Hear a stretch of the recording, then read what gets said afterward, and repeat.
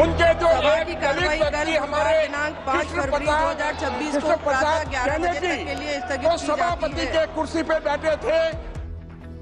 മൂന്നാം ദിവസവും parliament പ്രക്ഷുബ്ധം. M നരവനയുടെ പുസ്തകത്തിന്റെ കോപ്പിയുമായി വീണ്ടും രാഹുൽ ഗാന്ധി. കേന്ദ്ര സർക്കാരിനെ വിമർശിച്ച് കമൽ ഹാസന്റെ ആദ്യ പ്രസംഗം. ഇന്ത്യ US വ്യാപാര കരാർ കർഷക താൽപര്യങ്ങൾ സംരക്ഷിക്കുന്നതെന്ന് വാണിജ്യമന്ത്രി പീയൂഷ് ഗോയൽ.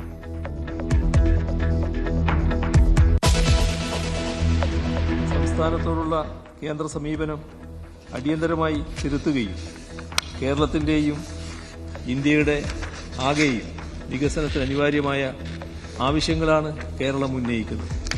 ഇത് മനസ്സിലാക്കി കേരളത്തിന്റെ ആവശ്യങ്ങൾ അംഗീകരിക്കണമെന്ന് ഈ സഭ കേന്ദ്ര സർക്കാരിനോട് ആവശ്യപ്പെടുന്നു. കേന്ദ്ര സർക്കാർ അവഗണനയ്ക്കെതിരെ നിയമസഭയിൽ പ്രമേയം പാസാക്കി.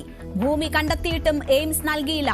ഫെഡറൽ തത്വങ്ങളുടെ ലംഘനമെന്ന് പിണറായി. KSRTC ബസ് റൂട്ട് വിഷയത്തിൽ കോമ്പറ്റീഷൻ പാടില്ല എന്ന് പറയുന്നത് ശരിയാണ്. അത് ഒഴിവാക്കുന്നത് നല്ലത് തന്നെയാണ്. പക്ഷേ സാധാരണഗതിയിൽ ഇന്ന് കേരളത്തിൽ ധാരാളം പ്രൈവറ്റ് ബസ്സുകൾ ഓടുന്ന റൂട്ടിലും KSRTC ബസ്സുകൾ ഓടുന്നുണ്ട്. അവിടെ നിന്നെല്ലാം KSRTC ബസ്സുകൾ പിൻവലിക്കുക എന്നൊരു നയം നമ്മുടെ ഗവൺമെന്റിന് സ്വീകരിക്കാൻ പറ്റുന്ന ഒരു കാര്യമല്ല.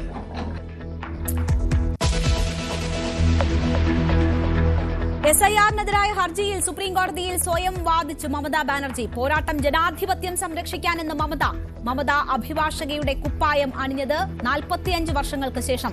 ഹർജി പരിഗണിക്കുന്നത് chief ജസ്റ്റിസിന്റെ bench.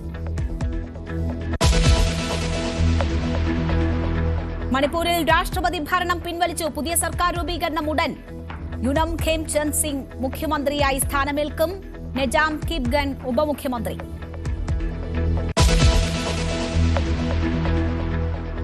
News 18 exclusive. CJ റോയിയുടെ ആത്മഹത്യയിൽ നിർണായക നീക്കവുമായി SIT. അന്വേഷണം റോയിയുടെ ഇന്റർനെറ്റ് കോളുകളിലേക്ക്.